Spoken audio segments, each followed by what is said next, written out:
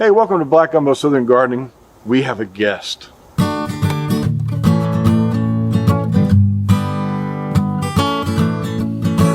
We have reached 150,000 subscribers, and among the comments on all my new subscribers, I notice a lot of new gardeners. Welcome. I'm so glad you found our channel, and I hope you learned something.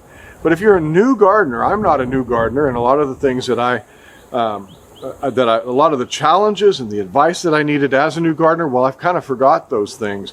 I want you to meet another gardener today. I have a guest, and she is going to talk about the challenges of gardening as a new gardener, because she's been gardening only for 3 years, but she's gone from a complete beginner to a seasoned gardener, and she remembers all the challenges. Let's go. Well, welcome Rachel from Auxhart Gardening. I wanted to have Rachel here to help many new gardeners that have been asking me a lot of questions in the comment section. I want to give some healthy advice and perhaps some things that Rachel has fresher knowledge about in terms of new gardeners. Rachel began, what, 3 years ago? 4 years ago? I think it was about 3 years ago that I started really gardening. Okay, so 3 years ago. 3 years, that's enough time to have a lot of wisdom under the belt and to be able to pass along some good learned lessons and things that maybe didn't go well, things that did go well. So I wanted to ask Rachel to come and share her wisdom with you. So I have a list of questions that I want to ask Rachel. First of all, do you want to introduce yourself and a little bit about who you are? So like you said, my name is Rachel. I run the channel Auxhart Gardening. And also, like you said, I've been gardening for 3 years. I am mostly a backyard gardener. I started in containers and I have progressed to raised beds, and now I garden in the ground in my yard. Awesome. And I really like the fact that you started just out behind your apartment when you began, and made the best of what you had. So, well, what got you into gardening, and what was it that you said, I need to do this? I thought about this question a lot, and it's kind of difficult to answer. I do remember I thought growing herbs on my back balcony when I was living in a tiny apartment would be really fun, and I think that's the way a lot of people start out. But after that, it kind of went okay. It didn't go super well, and after that, it was a couple of years until I lived somewhere that I had the backyard space to do raised beds, and something about growing stuff, I guess, just called to me. It was so intriguing, and there was so much reward in it that I saw. So that sounds like a pretty common story for folks. They want to start out growing herbs, and that's how it kind of started for me. So you've been gardening for 3 years. Yeah. And what's your favorite part of gardening? I think it's harvesting. Harvesting? Yeah. You get to put all this work into watering and caring and pruning, and then you get to pull the beautiful fruit off the plant and go inside and eat it. And that is what it's all about. It can't be beat. That's the absolute best. It can't be. In fact, I had a fresh strawberry just the other day.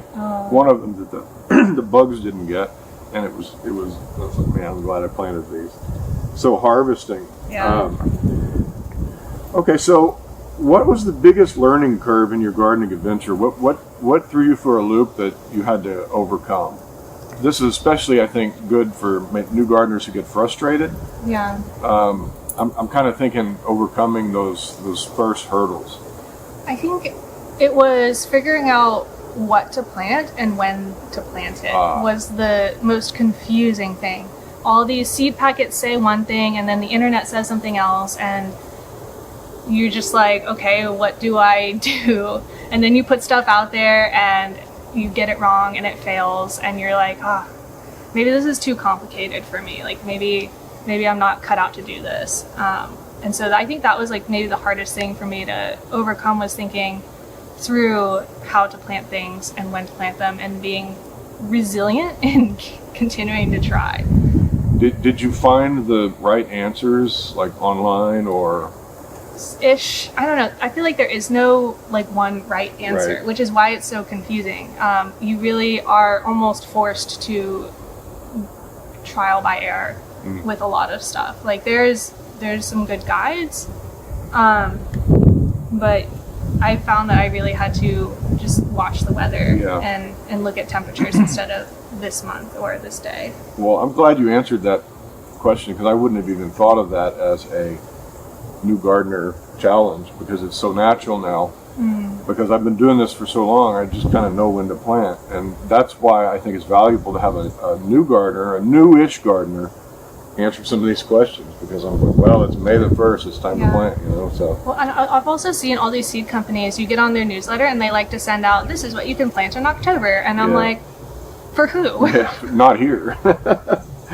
Yeah. Okay. Well, that's a good question. A great answer. I'm into a question that I didn't anticipate your answer. So, okay. Next question for new gardeners: what are some key pieces of advice?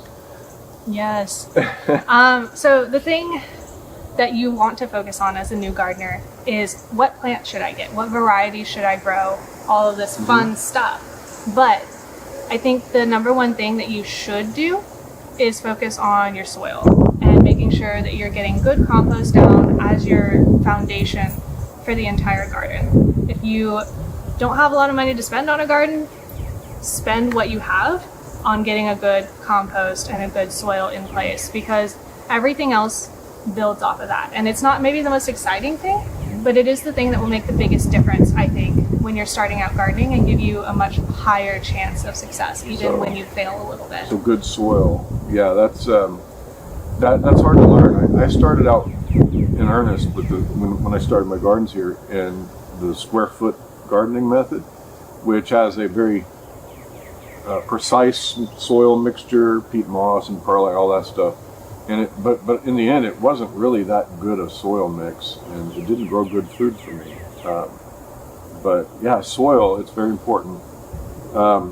Any other key things? Or Don't worry about it so much. I agree. Really. I totally agree. You know, some plants are going to die, and that's not always your fault. It's really not. Speaking of death, then what was your biggest challenge or setback? Have you had things just totally turn south? Yeah, I don't remember if it was last year or the year before, all of my tomato seedlings just died, Just and I all couldn't up and figure it down. out. Like, all my other plants looked fine, and my tomato seedlings looked awful.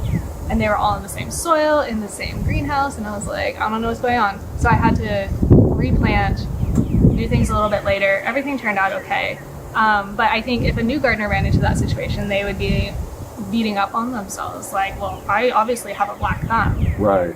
There's that discouragement that comes in when stuff fails. I mean, I poisoned my whole garden with herbicide, and that could have stopped gardening if you had just started and you think, well, I just can't grow things, and it can be discouraging. Absolutely. Have you ever lost your motivation? And if so, how did you overcome it? You don't strike me as someone who loses motivation, but I mean, because you like have a garden tour every Wednesday, garden tour. Well, I have I'm committed to video something. in a week and a half, and I'm like, I'm struggling. So Once I've told them that I'm gonna do something, I feel compelled to do it. okay, I guess I lost my motivation after my first initial herb garden on my deck. Like, that was okay, but it just felt not worth it. And I maybe could have looked at that and not ever picked up gardening again. right. And like I said, I don't know exactly why I did, but it just felt like the thing to do. Yeah. The apartment I moved into had raised beds already in the back that were overgrown, and all I had to do is clear them out. It kind of felt like All you had to do, y'all got out there and dug roots out with big giant. What were those big giant? kudzu. Oh, man. Yeah.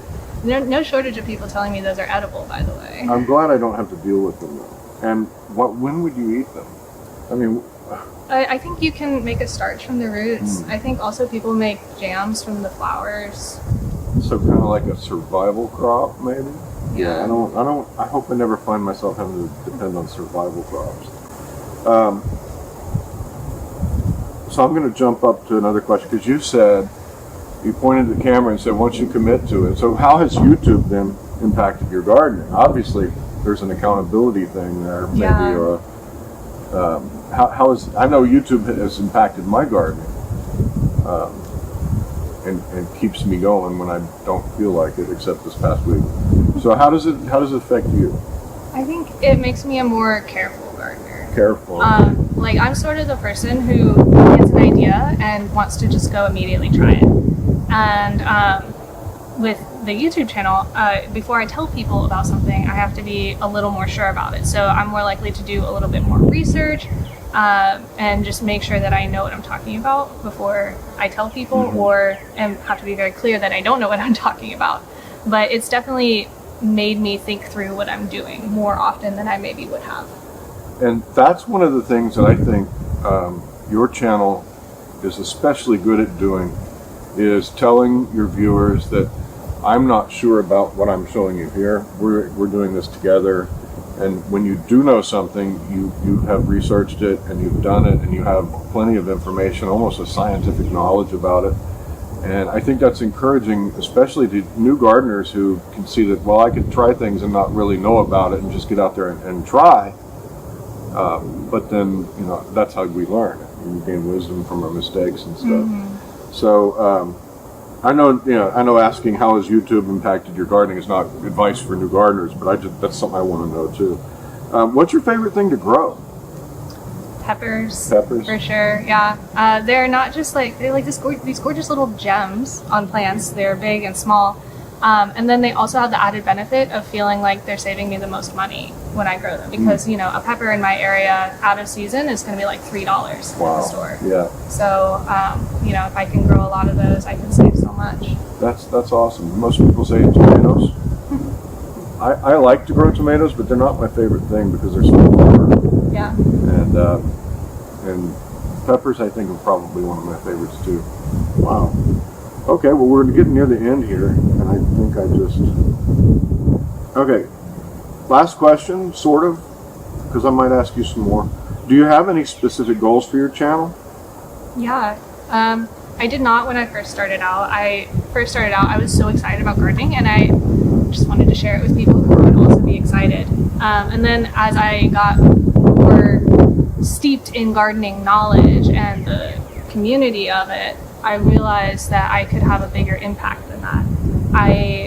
On the side of small goals, I want to be able to garden for a living and teach people about that for a living. But if you go to like a grander scale, I really want to influence as many people as possible to grow food and show them that it is accessible and doable for them, so that we can have a larger impact on the way agriculture happens in this country and maybe even across the world.